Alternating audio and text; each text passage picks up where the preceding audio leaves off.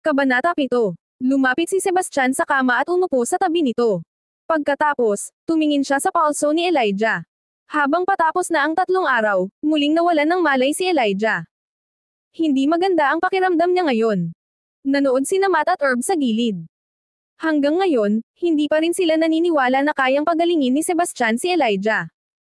Lalo na't napatingin na sila sa kanya. Malapit nang mamatay si Elias at wala silang magagawa para iligtas siya.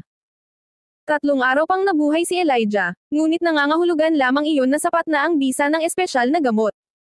Gayunpaman, walang patunay na ginawa ni Sebastian ang espesyal na gamot na iyon. Nanginginig sina Ronan at Lillian. Nang makita nila ang pagkunot ng noo ni Sebastian, naramdaman nilang bumilis ang tibok ng kanilang puso. Hindi lang kamag-anak nila si Elijah, siya rin ang haligi ng pamilya Smith. Kapag namatay si Elijah, magiging malaking dagok ito sa pamilya Smith. Nang mapansin na natapos na ni Sebastian ang pagtingin sa puso ni Elijah, nagmamadaling nagtanong si Lillian, "Kumusta ka na? May pag-asa pa ba ang lolo ko? Hanggat humihinga pa siya, kaya ko siyang iligtas." "Don't worry," sabi ni Sebastian para gumaan ang pakiramdam niya. "Magyabang ka lang, bata. Hindi ko siya mailigtas, ano ang magagawa ng isang binatang tulad mo? Ano ang masasandalan mo?" Naiinis na sabi ni Matt. "Of course I can. If you can't, it means you don't deserve your popularity," casual na sagot ni Sebastian. "Ano? How dare you say that to me?" Nagalit si Matt. Noon, nirerespeto siya ng lahat at tinawag pa siyang miracle doctor, pero ngayon, sinabi ni Sebastian na hindi niya deserve ang kanyang katanyagan. Nakakagalit. Ngumiti si Matt sa kabila ng kanyang galit. "Sige. Tingnan natin kung paano mo mapapagaling si Elijah. Kung kaya mo, magli-livestream ako sa isang handstand at kumakain ng dumi." Napabuntong hininga si Sebastian. "Nakakadiri ka ngayon lang. Pero hihintayin ko pa rin yan." "Enough bullshit. You can start," sabi ni Matt. "Basta bantayan mong mabuti." Pagkasabi ni Sebastian ay naglabas siya ng isang box at binuksan iyon. Sa loob ng kahon ay may 9 na karayom na magkaiba ang haba. Isa. Hinubad ni Sebastian ang damit ng pasyente. Kinuha niya ang isang karayom, pinitik ang kanyang mga daliri, at pinalipad ang karayom sa CV6 ng pasyente. Ang lumilipad na acupuncture. Agad namang nanlaki ang mga mata niya sa gulat at hindi makapaniwala. Hindi rin makapaniwala si Matt. Natigilan siya na parang nakakita ng alien. Nang makita ang gulat na reaksyon ni Herb, nagtatakang nagtanong si Lillian, "Mr. Clinton, is Mr. Clinton's flying acupuncture really that good?" Maingat na pinanood ni Herb si Sebastian na nagsagawa ng acupuncture. Ito ay higit sa mabuti. Ito ang pinakamahusay na pamamaraan sa acupuncture, at kahit na hindi ko magagawa iyon. Na-perfect niya ito through practice. Walang kwenta ang mga techniques. Buti nga lang pero hindi naman masyadong sulit. Naiinis ang mukha ni Steven. "Hindi." Umiling si Herb. "Hindi ito tungkol sa pagsasanay. Ang flying acupuncture ay nangangailangan ng practitioner na kontrolin ang mga karayom na may mahalagang enerhiya. Ang sinumang nakabisado ng pamamaraang ito ay napakahusay sa medisina." Napagkamalan ko siya. Habang nagsasalita ang iba, 6 na karayom na ang naipasok ni Sebastian sa katawan ng pasyente. Pagkatapos, iniunat niya ang kanyang kamay at idiniin ito sa katawan ng pasyente. Pagkatapos nito, isang hindi kapani-paniwalang eksena ang nangyari sa harap ng lahat.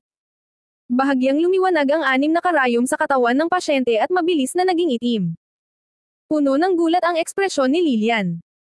Noon lang niya napagtanto na hinubad na ni Sebastian ang kanyang damit noon hindi para pagsamantalahan siya, kundi dahil kailangan siyang gamutin. Pagkaraan ng 1 minuto, dahan-daang iminulat ni Elijah ang kanyang mga mata.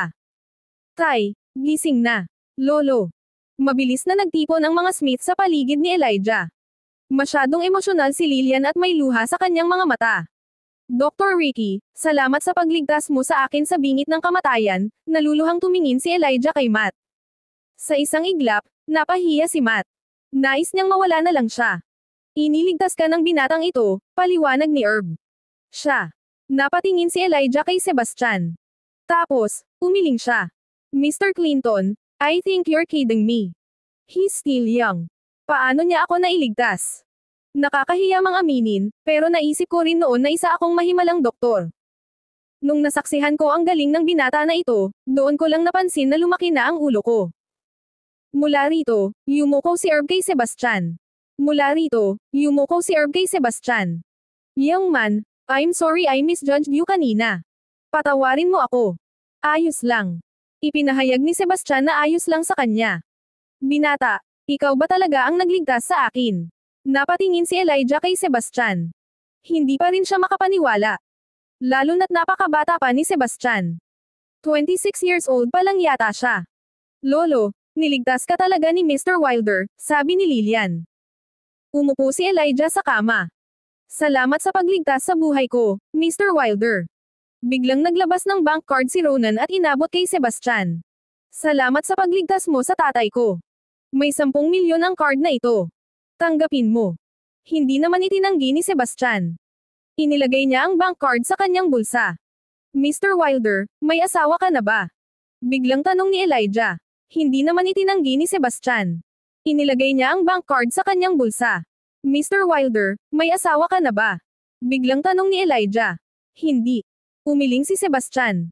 May paborito ka ba? Patuloy na tanong ni Elijah. Wala naman. Muling umiling si Sebastian. Isang masayang ekspresyon ang bumungad sa mukha ni Elijah. Ano ang opinyon mo sa apo ko?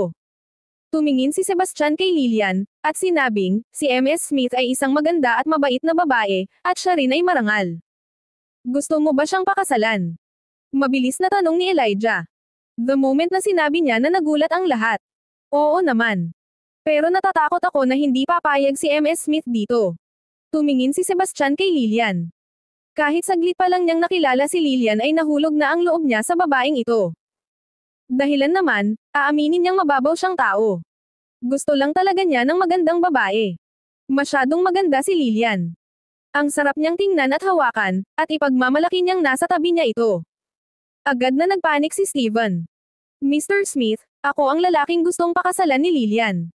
Mangyaring huwag magmadaling magdesisyon. Tama, Papa. The Harris family is our equal, and Harris also loves Lillian truly.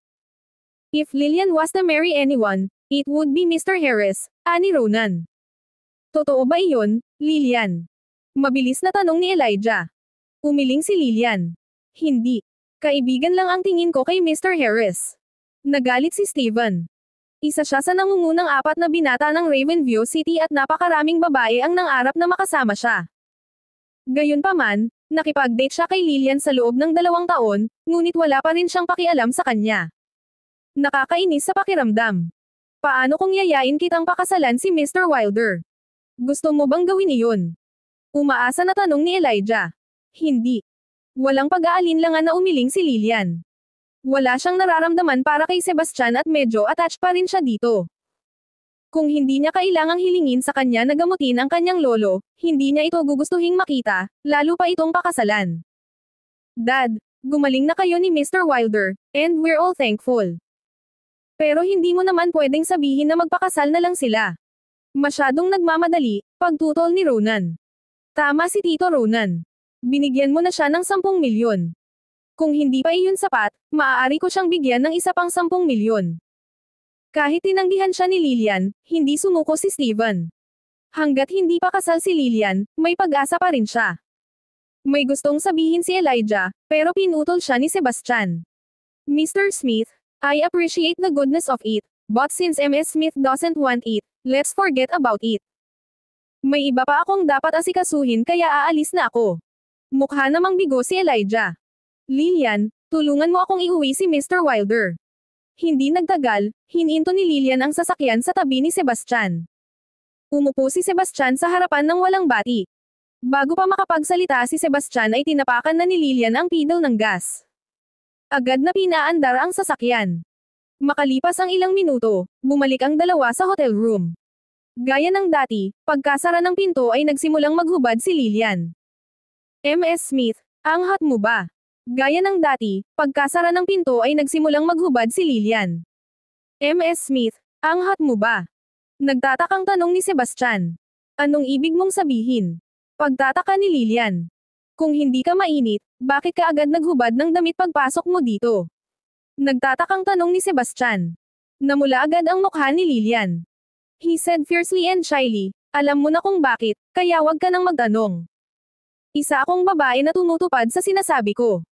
Iniligtas mo ang lolo ko, kaya tinutupad ko ang pangako ko sa iyo. Pero ito na ang huling pagkakataon. Ayokong makita ka ulit. Kabanata 8. Hinubad ni Lilian ang kanyang coat bago huminto. Lumingon siya at sinabi kay Sebastian, pwede bang lumingon ka muna? Parang hindi pa kita nakitang nakahubad. At ngayon mo lang ako hinuhubaran, nakangiting sabi ni Sebastian habang nakaupo sa kama. Naisip ni Lilian na makatuwiran iyon kaya mabilis niyang hinubad ang kanyang palda. Wala siyang suot kundi ang underwear niya. Patuloy ang paghanga ni Sebastian sa kanyang katawan. Hindi man ito ang unang beses na ginawa niya ito, tuwang-tuwa pa rin siya. Namula si Lilian hanggang tenga. Kahit na may nangyari sa kanila ni Sebastian noon, hindi niya matandaan na nagkaroon siya nito. Kaya parang first time lang niya. Uminom ka muna ng tubig, binigyan ni Sebastian ng isang basong tubig si Lilian na kinuha ito at uminom ng kaunti. Ngumisi si Sebastian. Pagkatapos, binuhat niya si Lilian at pinaupo sa kama. Dahan-dahan lang, please. First time ko to. Kinabahan at takot na takot si Lilian. Ngunit ang mga emosyong iyon ay hindi nagtagal. Hindi nagtagal ay napagod siya bago nakatulog. Inilabas ni Sebastian ang isang maliit na kahon at nagsimulang magsagawa ng acupuncture kay Lilian gamit ang ilang mga karayom. Napakaseryoso ng kondisyon ng kanyang puso. Kahit na nakagamot na siya noon ni Sebastian ay hindi pa rin niya lubusang gumaling ang kanyang karamdaman, kaya kailangan pa niyang gamutin. Nang matapos si Sebastian, inihiga niya si Lilian sa kama at hinalikan. Pagkatapos ay tinawagan niya si Natalie at sinabi sa kanya, sunduin mo ako sa Raven Hotel. Umalis si Sebastian sa hotel makalipas ang kalahating oras nang dumating si Natalie sakay ng Mercedes-Benz sa pintuan. Tanong niya, saan ka pupunta, Mr. Wilder? Nasa opisina. Si Sebastian ay nakatira sa kanyang opisina sa kumpanya nitong mga nakaraang araw. May pribadong espasyo doon na may kama at mga pang-araw-araw na pangangailangan kung saan maginhawang nakatira si Sebastian. Hindi pa siya nakakabili ng sariling lugar. Wala siyang pamilya kaya walang kwenta kung gawin iyon. Hindi nagtagal pagkatapos bumalik si Sebastian sa opisina, nagmaneho si Tyler sa Phoenix Corp kasama si Maria. Nandito ba talaga si Supreme, hon? Tanong ni Maria. Of course. Dito nagtatrabaho ang kapatid ng isa kong kaibigan. Sinabi niya sa kanya na dumating ang Supremo sa Ravenview City ilang araw na ang nakakaraan. Itataas tayo ng mga kamukha natin kung maganda ang impresyon natin sa kataas-taasang isa. Malapit na nating malampasan ang 4 na prestihiyosong pamilya. Lalong nasa sabik si Tyler habang nagpatuloy. Para bang nakita niya kung gaano kaliwanag ang kanyang kinabukasan. Tara, alis na tayo. Pagkatapos ay tinungo ni Tyler ang pintuan ng opisina. Mabilis na inayos ni Maria ang kanyang makeup at binuksan ang isang butones sa kanyang damit upang makita ang ilang balat. May sarili siyang motibo at iyon ay ang subukang akitin ang kataas-taasang isa. Ang kataas-taasan ay isang makapangyarihan at halos maladyos na nilalang. Siguradong tataas ang status ni Maria kahit kabit lang siya. Kailangan siyang trituhin ng may paggalang ng 4 na prestihiyosong pamilya. Stop! Anong ginagawa mo dito? Tanong agad ng 2 bodyguard sa kanila nang makitang papalapit sina Maria at Tyler. Ako si Tyler Cadwell mula sa pamilya Cadwell. Ito ang aking mapapangasawa, si Maria Lisbon ng pamilya Lisbon. Please tell the Supreme One that we're here to pay our respects, mapagpakumbabang sabi ni Tyler kahit parang aso sa kanya ang mga tanod. Dahil ang mga gwardya ay nagtatrabaho sa Phoenix Corporation, natural na kailangan nilang trituhin ng may dagdag na paggalang. Wait here, sabi ng isa sa mga guard bago pumunta sa opisina. Imbes na magsumbong kay Sebastian, nagpaalam ang gwardya kay Natalie. Lalo na't hindi madaling dalawin ang Supremo. Papasukin mo sila, sabi ni Natalie. Alam niya kung sino sina Tyler at Maria, lalo na't prominent ang pamilya ni Tyler sa Ravenview City. Si Maria naman, siya ang ex-fiancé ni Sebastian na naputol ang kanilang engagement matapos siyang halayin. Sa halip, engaged na si Maria kay Tyler. Hindi nagtagal ay dinala ng mga gwardya sina Maria at Tyler sa opisina ni Natalie. Pinagnanasaan ni Tyler ang malapot na katawan ni Natalie ngunit hindi niya ito sinubukang ipakita. Lalo na si Natalie ang panganay na anak ng Green family, at siya rin ang secretary ng Supreme One. Hindi siya makakabangga ni Tyler. Nice to meet you, Ms. Green. I'm Tyler Cadwell, and this is my fiancée, Maria Lisbon, mapagpakumbabang sabi ni Tyler sa tabi ni Maria. Gusto nitong makita ang dalawang Supreme One. Tanong ni Natalie. Oo. Nais naming humingi ng tulong sa iyo sa pagpapalam sa kataas-taasang isa, nakangiting sabi ni Tyler. Ms. Green, we intend to hold our wedding at the Raven Hotel and we pray that we will be blessed with the presence of the Supreme One, ani Tyler. Kinuha niya ang isang credit card at isang wooden box. Mayroong 50 milyong dolyar sa card na ito at isang siglo gulang na dragon root sa kahon na ito bilang pasasalamat sa Supreme One. Wait here, kinuha ni Natalie ang mga gamit at pumunta sa opisina ni Sebastian. Mr. Wilder, ikakasal na sina Tyler Cadwell at Maria Lisbon at gusto kanyang imbitahan bilang bisita. Kailangan ko ba silang sipain para sa iyo? Tanong ni Natalie kay Sebastian. No need. Sabihin mo dadalo ako sa kasal nila. Tiningnan ni Sebastian ang dragon root. Ang damong ito ay napakabihirang at napakamahal. Isasantabi niya ito. Ha? Nagulat si Natalie. Ganun pa man, hindi na niya tinanong si Sebastian at agad niyang sinabi kay Tyler at Maria ang balita. Tuwang-tuwa sina Tyler at Maria nang malamang na dumalo ang Supremo sa kanilang kasal. Tiyak na tataas ang katayuan ng pamilya Cadwell sa ganitong paraan. Sa puntong iyon, ang buong Ravenview ay mag-aagawan para sa pamilyang Cadwell. Lumipas ang 2 linggo. Nasa kalagitnaan si Natalie sa pagmamasahe kay Sebastian nang makatanggap siya ng tawag mula sa hindi kilalang numero. Hello. Si Mr. Wilder ba ito? Isang magandang boses ng babae ang narinig. Si Lillian Smith ba ito? Hindi siguradong tanong ni Sebastian. Oh, bakit nasa iyo ang number ko? Hindi ko matandaan na binigay ko sa'yo. Ito ay nakasulat sa iyong log ng pagpaparehistro ng hotel, paliwanag ni Lillian. Kung ganoon, bumalik ka sa hotel para kunin lang ang number ko. Bakit? Namimiss mo ba ako? Ngumisi si Sebastian. Galit na nagngangalit ang mga ngipin ni Lillian sa kabilang linya. 2 beses nang may nangyari sa kanya at kay Sebastian at pareho siyang walang malay. Ang pag-iisip pa lang nito ay galit na galit si Lillian. Gusto ko lang ipaalam na gusto ka ni Lolo na imbitahan sa isang event bukas, giit ni Lillian. Hindi niya tatawagan si Sebastian kung hindi sinabi ni Elijah. Give me the date and time. I'll be there on time. Pagkatapos ay ibinaba ni Sebastian ang tawag. Hindi nagtagal, natanggap niya ang mga detalye mula kay Lillian. Ang event ni Elijah ay gaganapin sa Raven Hotel bukas ng alas 9 ng umaga. Nagkataon lang, natatawa niyang sabi.